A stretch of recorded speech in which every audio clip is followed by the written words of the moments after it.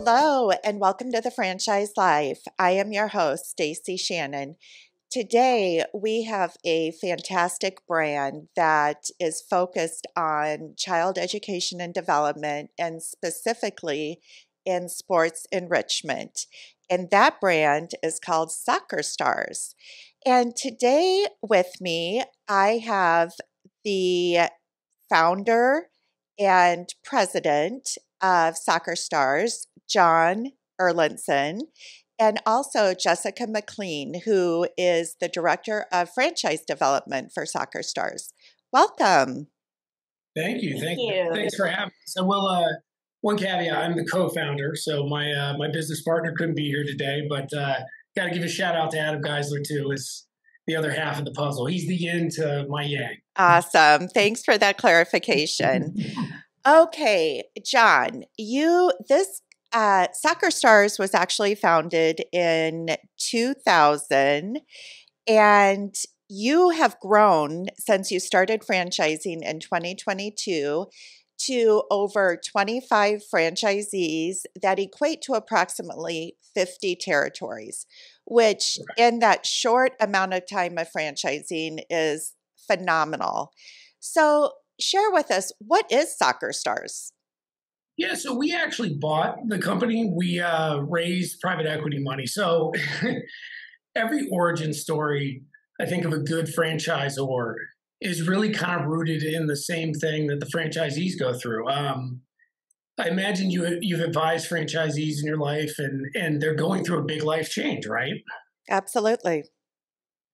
So myself and my partner were at a company that was like a Harvard case study in terms of it grew from a startup to one of the largest licensing companies in the world behind Disney. So we bought everything from celebrity estates, Elvis Presley, Marilyn Monroe, Muhammad Ali. We bought, Shaquille O'Neal, 51% of his brand rights. We then bought Spider and Prince Tennis and Juicy Couture. And it was an amazing business, but it lacked one thing for really Adam and I. We have exercise physiology degrees. We love kids and we love sports. And for me, seeing a Marilyn Monroe poster in the world was cool, but it wasn't fulfilling. It wasn't like I was changing the world in the deals I was doing. And so Adam and I had really started exploring this youth sports space at that point in time. And we started to realize that the opportunity was to bring a lot of sophisticated business practices, a decent amount of capital to invest in things like software and back-end functions, and essentially support what were these incredible franchisees and an incredible industry of people that just care about kids and have passion for the business, but with more advanced tools so they could become bigger business owners. They weren't just replacing a job. And so today we have a platform called Youth Athletes United. Soccer Stars is one of three brands that we have. Soccer Stars is by far the biggest brand that we have. It's the fastest growing brand we have. And the reason is soccer is everybody's first sport, right? If you can walk, you can kick a ball. And so essentially the difference between us and what, most people think about soccer is most people think about soccer, they think leagues, they think tournaments, they think teams. We are really first sport experience. That's where we're focused. We bring the soccer to the kids. So if there's, grass, kids, and time, or even floor space, it could be a parking lot, it could be a gym, it could be a classroom. We'll bring all the equipment, we'll bring the content, we'll bring the curriculum. And anywhere between 30 minutes to a 1 hour class, our coaches deliver just an amazing experience. And we just do that over and over. The kids keep coming back. And the underlying theme is it's fun first, and then soccer skills second, and life skills third. So we're teaching every step of the way, but the kids don't actually realize they're learning, which is the best type of learning there is. Well, as a mom of two boys that are now 27 and 29, I have definitely been a consumer of these services. My oldest son actually played competitive soccer through high school. My husband actually played competitive soccer in college. And so soccer's been a huge part of our lives. And I can tell you one of the most frustrating things, and again, boys are 27 and 29, was back when, they were in elementary school or middle school. this was the technology and the organization and so forth was lacking. I mean, this was very much a word of mouth type. This is when practices are and so forth. So when I learned about Soccer Stars, your recruitment platform and the technology foundation is very appealing, especially from an investor standpoint. Yeah. Well, think about it from the consumer standpoint. Let's start there. Mom doesn't compare the booking experience with you to, the other local sports program. She compares that to Amazon, right? She wants one-click login. She wants easy reminders. She wants to know that she's not going to be on a wait list. So all of those things, we just said are the most obvious things we need to fix. The business we actually bought, had been built over 20 years, and it's just like this amazing, amazing product. And so we looked and said, well, we don't really need to fix the product, right? We joke it's like the In-N-Out burger of the soccer industry. The product is perfect. It's amazing. It just needs everything else around it to support these owners. So they're not just replacing a job by going out and coaching 10 soccer classes. Anybody could do that. But they're actually building a sustainable, scalable business. And to your point too, Stacie, when you mentioned having the firsthand experience with your boys and then the technology, there's also the whole learning management element of our technology as well, which I find resonates with a lot of parents out there, because there are a lot of parents out there who over the years are forced to volunteer coach their kids, right? Because nobody else wants to do it. And so they do it so that their kid can participate and they can play. And I can't tell you how many people I've had say to me, we found ourselves YouTubing, what the heck are we supposed to teach these kids at these practices, right? We don't know what we're doing. And so in our world, and I know for people like that, this really resonates with them, the curriculum, which is incredible. And again, like John said, has been developed over the course of the last almost 20 years. Our CPO actually has been with Dean, John, correct me if I'm wrong, it's been about 17 years, right, that he's been with Soccer Stars. The team, what makes us so special is that team that founded this 20 years ago, they're still here, right? They started with, no office, working in their basement, going out to Central Park with a bag of balls and a dream, and they're still here guiding owners. So there's no problem that an owner has seen. You're not talking to some MBA or some technician. You're talking to somebody that has built this business in every market across the country, seen every challenge, seen every opportunity, and they help you identify both, solve problems, and then get going on to the next thing. And that management team, who also are owners in the business as well, because we like everybody from the top down to feel like they own the business. So a lot of our employees have phantom equity as well. Because when that franchise owner has a problem on Saturday morning, they don't want to hear that, hey, you guys are all working 9 to 5 Monday through Friday. They have a Saturday problem that needs to be solved, and we want people to feel incentivized to pick up the phone and feel like it's their own, and it's worked really well. So John, today do you own and operate a Soccer Stars territory of your own? Yeah, so I own about 20, what would be equivalent to about 20 units.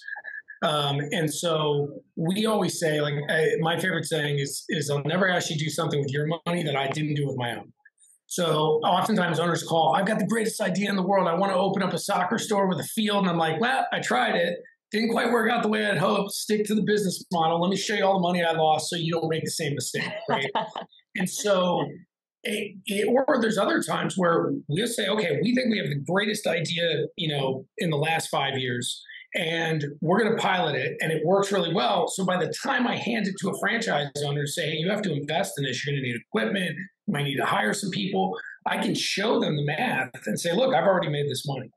And so we definitely probably are too big on the operating side because it does take up a decent amount of our time. And so we are selling off some of the further out regions and converting them where some of our employees will become owners and take over. But we are never getting out of the operating business. It's just you have to be close to the product. You got to live it. Otherwise, someone calls you and you don't know what you're talking about. Yeah. And Stacie, I was just going to say quickly, you can imagine that really shines through and emulates through the validation part of the process as well with the franchisees. And they still say, and mind you, the growth is happening in the way that it is, but there are still franchisees who say they call John, John specifically, there's a great team in place too. But that's one of the things I left franchise system that I was with for about 10 years, a decade, to come and do what I'm doing now. And one of the biggest drivers for me was what John just described, and this team of people and the mission that they and we are now on together. Absolutely. I mean, hearing that the founder is keeping a pulse on the business through ownership and management of his own territories, I mean, that's invaluable. So, I may have heard through the grapevine, John, that you have a very endearing coach name, which is Coach Marshmallow. Yes, that is my coaching. So we tell all of our Z's and all of our coaches, listen, the best way to disarm kids, like, and get them to know you and really like you, is come up with a silly coach name, right? Be Coach Pineapple, be Coach Blueberry, right? It's like, hi kids, my name is John, but my friends like to call me Coach Marshmallow. They always burst out laughing. Even the real little ones that are scared of a big bald guy, when I get down on their level and they're like, first class, they don't know what to do, because I still go out, I'll coach a couple times a year. It's fun, right? You got to be close to the product. And I'm like, hi, buddy, I'm Coach Marshmallow. What's your name? They burst out laughing. Or you at least get a smile. And I'm like, see, you like that, right? Like, and mom and dad get the joke. And so all of those nuances, the details of anything and the execution of those details are what makes something great.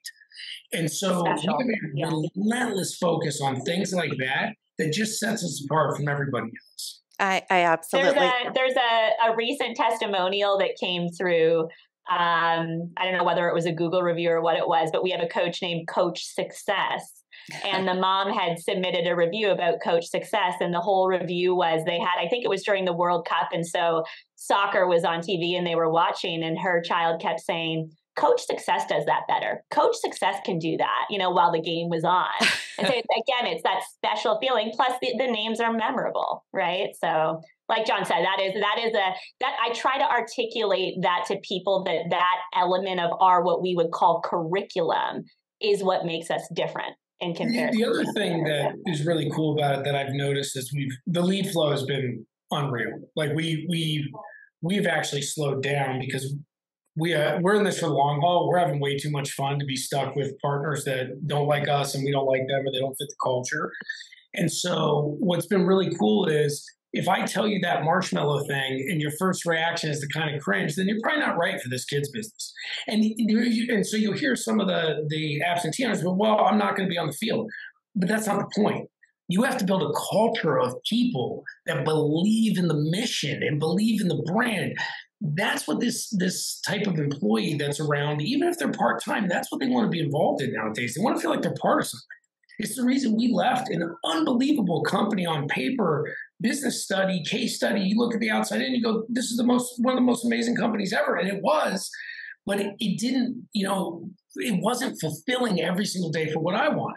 And so the whole point was, in terms of our franchise partners coming in, I tell them, look, you're my customer and you're my business partner at the same time. Well, why do we teach our employees to think like that? Because it affects every decision we make about the franchise system. If I look at you as a business partner, number one, we have a lot of respect. We're doing things together. And a lot of Zor's up here, Z's down here. It's the way it is. You'll do what I tell you. Follow the manual, right? Yeah, that's the stupidest way ever to live, because you have some of the best ideas because you're on the ground every day executing, right? So all I have to do is listen, put it on a checklist, and make sure we execute it on a reasonable timeline. Seems pretty simple. And then the other part is, well, I see you as my business partner. I also see you as my customer, because I think it's super important for us to have a relentless focus on what the franchisee needs to get their job, to get more green time and less screen time. And what do I mean by that?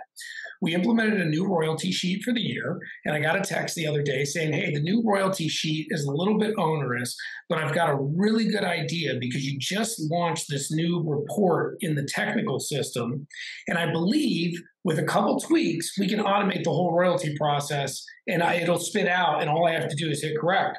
Called him back immediately. Tell me how you did it. He's like, well, I need to manipulate the report. I built a pivot table, said send it over to our CTO. In 8 weeks, we will launch that for all the franchisees, saving them an infinite amount of administrative time.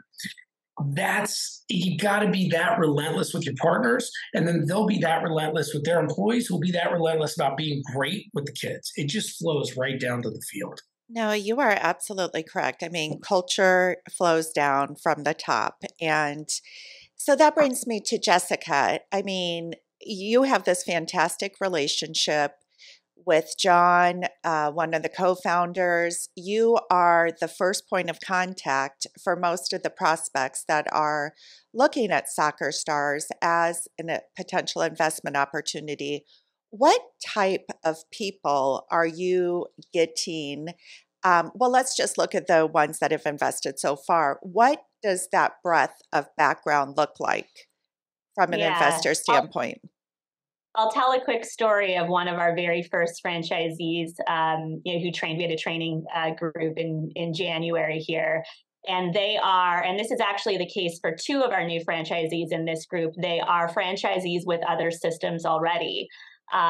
So one group, a husband and wife duo, and a lot of success thus far with, again, people who are married, who have kids, who have been through the experience of enrolling their kids in classes of this nature, care about community impact and have a passion for the importance of this sort of thing that we're talking about today. So I'd say that's one key core component. Anyway, so one group, they're Kona Ice franchisees. Stacie, I don't know if you're familiar with Kona. Most are. Absolutely. And so in my very first conversation with them, and I really focus, and I think as a team, we're this way, we're talkers, right? Like, this is about talking to people. This isn't about me bringing up like a slideshow of points and presenting it. We want to talk to you, tell me who you really are, right? And I had someone just say to me the other day, I really appreciate, they said, the human element of the process, right? Like, we're talking human to human. And anyhow, so I said to Melinda and Landon in our first conversation, we were talking about their experience with Kona, and I said to them, what's your favorite thing of everything that you've accomplished with Kona? What's your favorite thing about Kona? And Melinda answered first, and she said to me, the smiles on the kids' faces when we see them. And so right there, I thought, okay, this is a really strong potential match for us when you get a response like that. Then we have another new, really incredible group launching into the Omaha market in Nebraska. And they already are Orange Theory franchisees. Not only that, but again, parents, they have kids, they have a passion for sports, and one of them soccer specifically. But I do want to be clear too in saying that soccer specific passion isn't necessary with what we do either. It doesn't have to be soccer, but it's got to be that passion, for, again, the kids and the community impact. So again, and in their case, and the same is true with Melinda and Landon, they understand franchise systems. That's not necessary because we can teach and provide that. But we've got to know, that you can be silly, even if you're not out there teaching the classes like what John said, you get that part of it because it's such an important part of our sort of genetic makeup as a brand.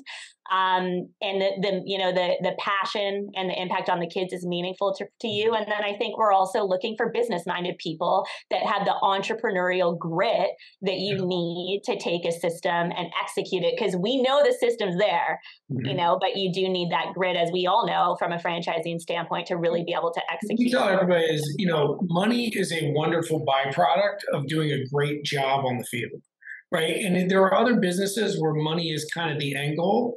And you'll get to the same place. It just can't be the first thing you wake up, think about every day, and because it'll show through. Because think about this: the sale, you have to go find space. So 9 times out of 10, you're talking to somebody that's controlling a nonprofit, a school, an elementary, a private school, a charter school, a preschool.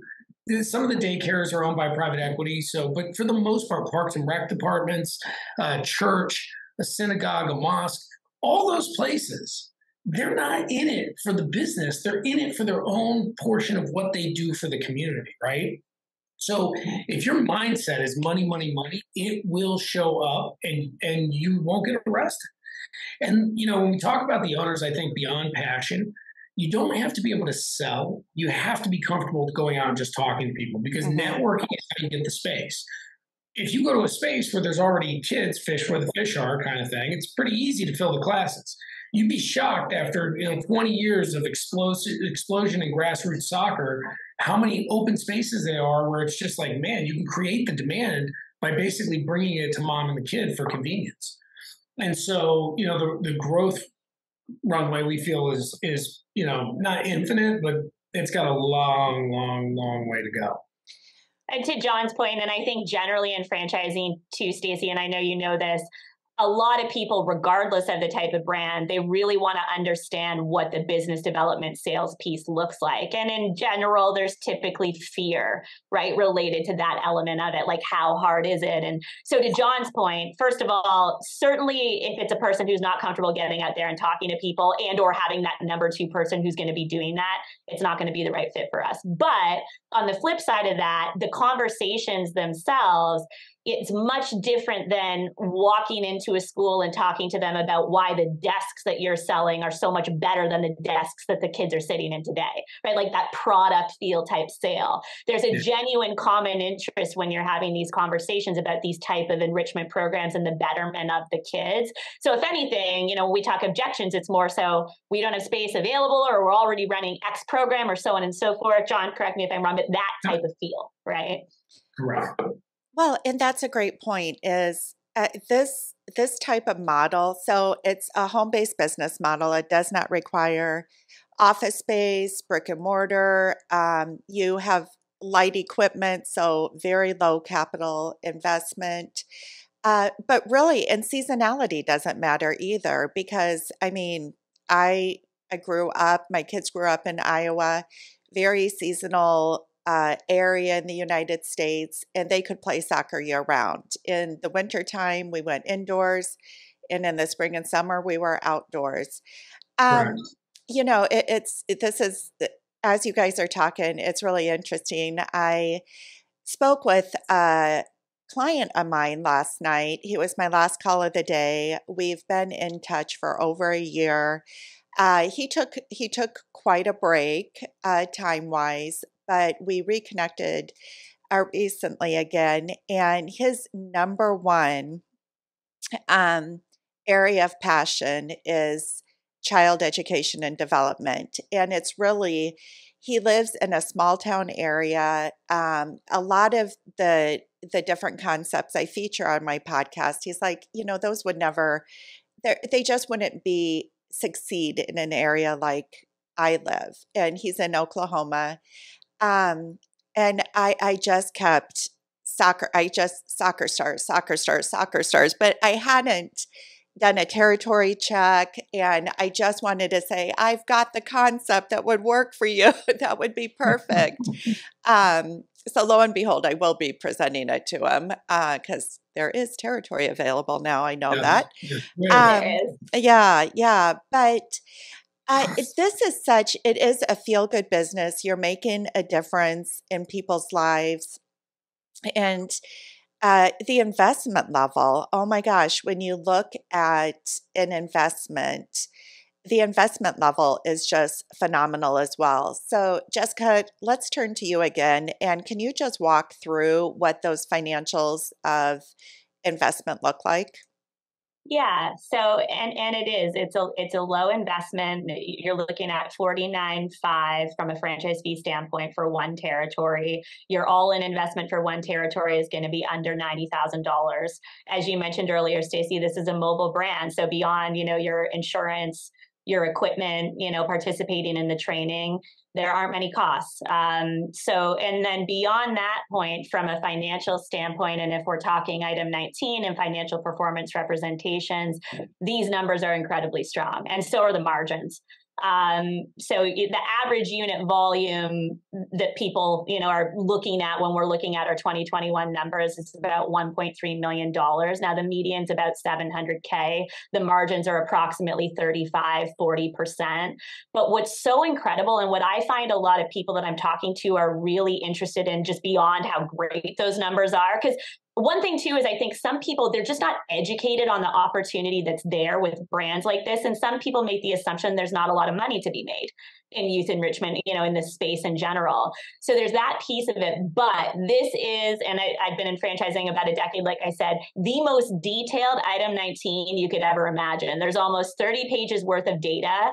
So when we're looking at a location that's approximately one territory, let's say, they're doing, let's just say $400,000 in gross revenue, just as an example.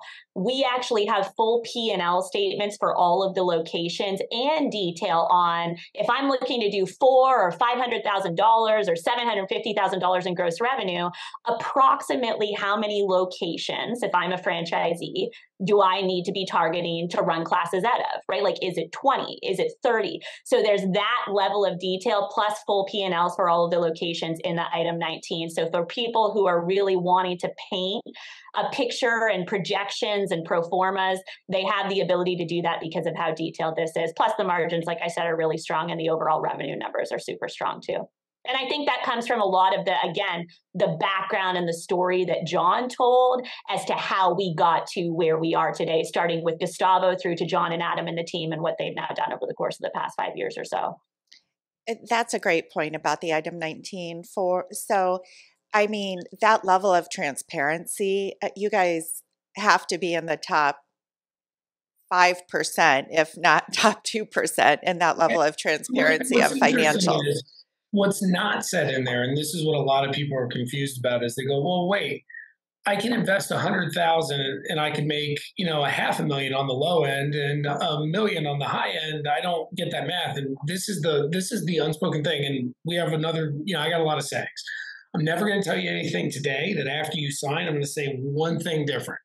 So what I tell everybody is, look, the difference between this and, say, a retail location where you might put $500,000 in and you might be able to get to $1 million or $2 million is you can go from 0 to $1 million in year one, right? A crumble cookie opens up and you're there. This is not that. So it's slow and steady. So you can stack, if you're full in and you're working this thing full time and you're focused, you can stack 2 to 250 a year. Right. So it might take you 5 years to get there. So it's an important thing to understand that it's a great math profile, but there is a little bit of time. So you have to be patient as you stack things up. But it's a very good model. And if you're signing a 10-year agreement, okay, so it takes you 5 years to get to max number, and then you buy your next one. Or, we have seen a lot of people start with 2 territories. We have not allowed anyone to buy more than 2.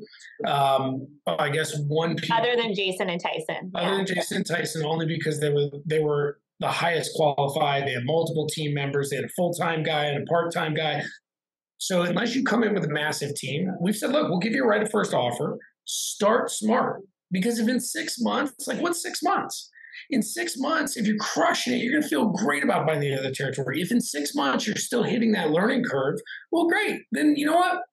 Focus on what you're doing. You can have a really nice business here. And if in a year you decide for some reason, which is very, very rare, it almost never happens, but if it does, you decide it's not for you after a year, great. You got a nice little business. You sell, you make 2 extra money. Okay, not a bad use of your time. Like, there is no downside if you approach it smart and you go at it from the right angle and you show up ready to work hard every day. And so we're very long-term thinkers, and we are very focused on, open rates. And in our open rates, you can open, the first week you get back. And so it's really good. It's been one of the best decisions I've ever made in my entire life to kind of take my own entrepreneurial journey to, start this franchise platform. And it helps when I talk to most of the people, a lot of times too, their first time. Sometimes we're getting second franchise owners, but usually the main person that's running it, often it's the first time they've ran a business. And so they're taking that leap with their life savings. And I can take them through, my journey. Like, hey, here's how I got here. We hit COVID right after we bought the business. Couldn't have been 12 months in, and bam, everything came to a screeching halt. And because, and I'll say, call the franchisees. Like, we have been through plenty of problems in life. We knew exactly how to approach it. We hunkered down. We watched the expenses. We were inspirational to the franchisees because we knew they weren't calling us to hear us whine.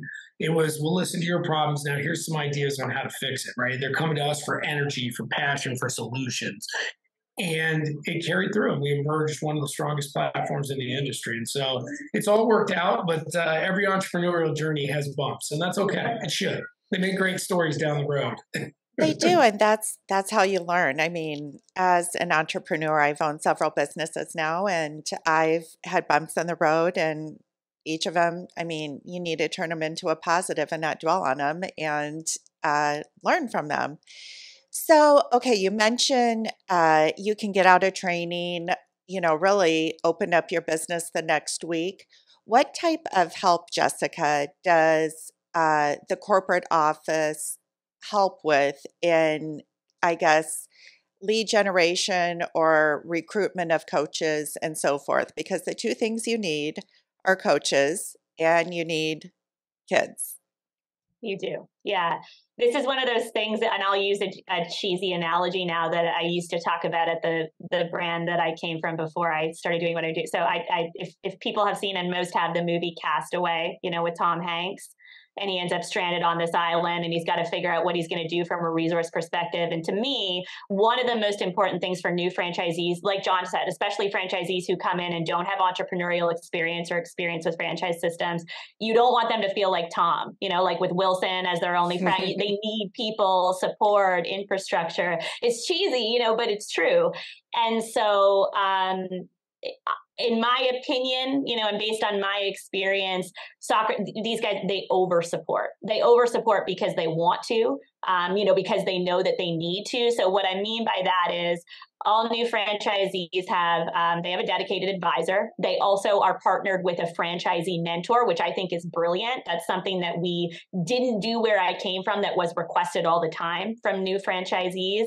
They also send somebody in market, so in person, to go visit all new franchisees so that they have the firsthand experience of seeing what are these conversations at the preschool or the school, what do those look like, beyond just the training itself. What do we want to make sure that we cover when we're training our first one or two instructors? What does that look like? What are we looking for as far as their execution of the curriculum, understanding the technology? So there's twofold support in that way. And then in addition to that, and this is something that I find a lot of people are really drawn to or intrigued by as well.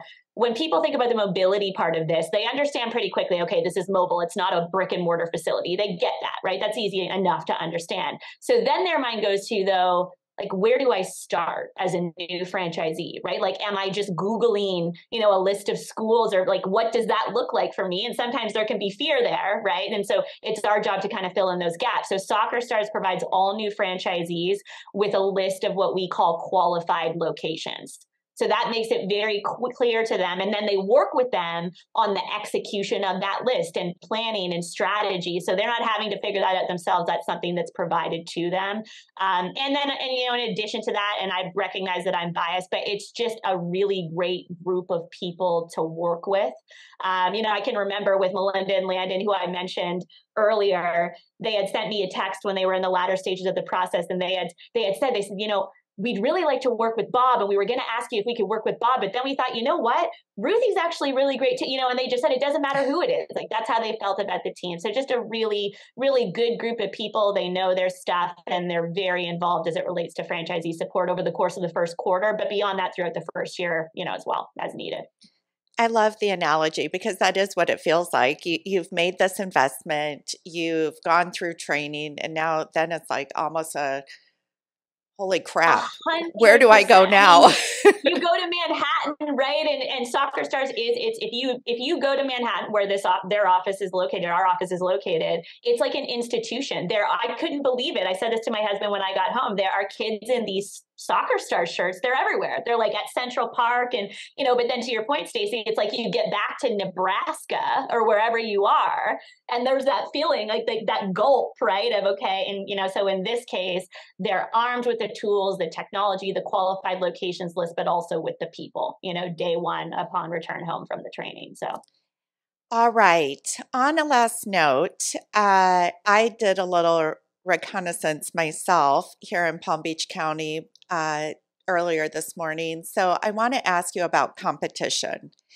And so I just put in soccer training, and I mean, I didn't look, a lot of different things come up, academies, what have you. Yep. What does your competitive landscape look like, John? Yeah. So it kind of looks similar to, I always use the analogy of like you get a cheeseburger every 5 feet in the country, right? And there's soccer every 5 feet. But what most people don't understand is 90% of the soccer that is being done, probably closer to 95%, is being done most likely by a nonprofit club. It looks like your town club, like it's Palm Beach Soccer Club, but it's actually been around since probably the 60s, the 80s, formed by a parent volunteer board, run by volunteers. And so if you look at most of our competitors, their models are to go head to head with those clubs. And we have big businesses where we partner. We come in and say, listen, you got stuck in a 40-hour-a-week coaching job you never wanted, and your kid is now grading out, but nobody wants to take your role. And so here's what we'll do. Bring in one of our trainers and let's partner them with your parent volunteers. We'll basically run the classes. The parent can either help corral kids, or if they know soccer, they can dive in, or if they just want to sit there in a lawn chair and just, have a drink, that's fine too. And so we start off by going to all those clubs and saying, hey, we're here and we will be the feeder system for the future of your club. And here's how we do it. And we have a whole system. And so we'll never take your kids. We're not trying to start travel teams unless we see a huge void in the market. We do it in a couple of places. But for the most part, if you've got a great travel program, great. We'll just keep feeding the kids up.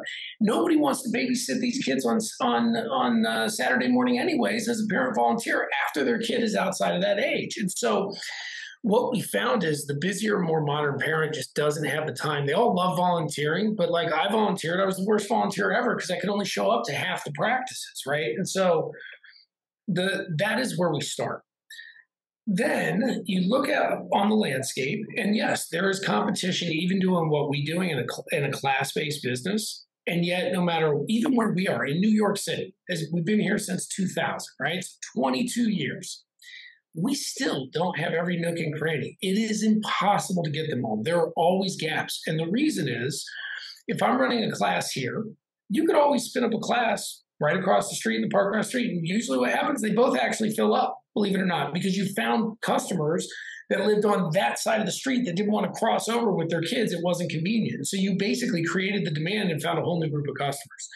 And so if you do run in head to head, then we have a bunch of techniques of, okay, number one, check on their quality, because talk about why we do visual imagery. We always say, like, the kids, think of our class like a superhero movie where the kids are the superheroes and the goals and cones are the props, right? And it's imagery, and it's just we bring things to life. And so that sometimes sets us apart. Again, it's that In-N-Out burger versus any other burger.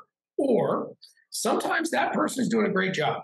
They're an awesome coach, and we tell everybody we don't bash anybody, because if you come in and you talk bad about a program, what are you teaching the kids, right? Like, what type of person are you?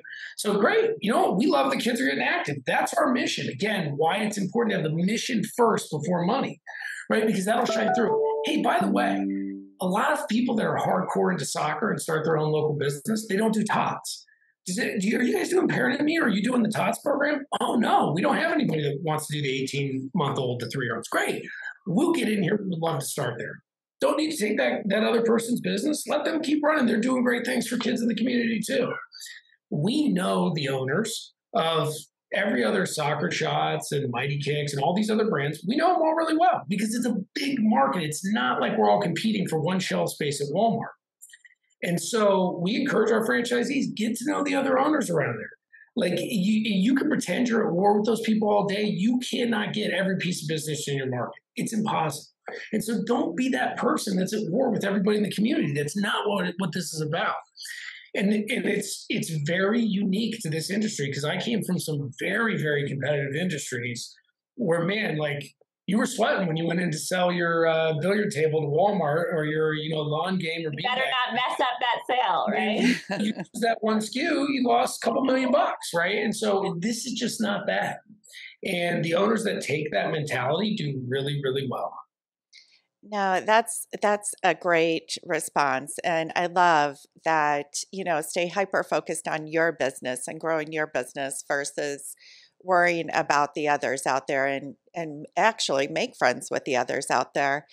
And I would really quickly add, I know we're probably close to time, Stacie, but because that question comes up, there is not a single person who comes through the process that doesn't bring that up, not one. And they Absolutely. certainly bring it up when they're validating with franchisees as well. And it's funny because every time it'll be, it's either, well, Soccer Shots is close by, or, like there's always one. And truly, there are no franchisees who say that having competition, whether it's Soccer Shots or Little Kickers or whichever, is something that is a significant hindrance to them doing what they're doing. It just isn't something that usually because when you zoom into a map, let's say you go to one of the other brands, you zoom into a map, and it looks like a lot of pins on the map. You go, oh my God, there's 30 pins. So, okay, let's assume there's 10 kids in every class. There's 300 kids, okay? There's 400,000 people in this territory and 100,000 kids. Like, they got 300. Go focus on the other, 99, whatever that math works. Like, there's so much opportunity to service the market. That's why at the beginning I said it feels like it's infinite. It's not, but it feels like it. And it'll probably be that way for a long time. No, all great comments. And I think that, a couple things about Soccer Stars specifically that I keep going back to is to really, focus on those differentiators.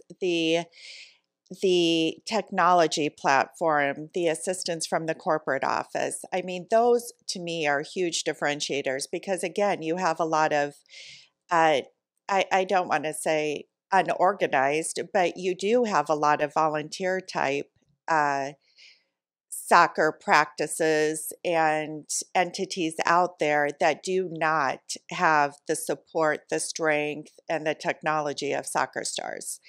So, John and Jessica, you guys have been absolutely wonderful. Thank you so much for joining me today. And I cannot wait to send this podcast and information to that client in Oklahoma that I was telling you about. So hopefully I'll be making an introduction to you sooner rather than later. And honestly, I look so forward to watching this brand grow. Thank you.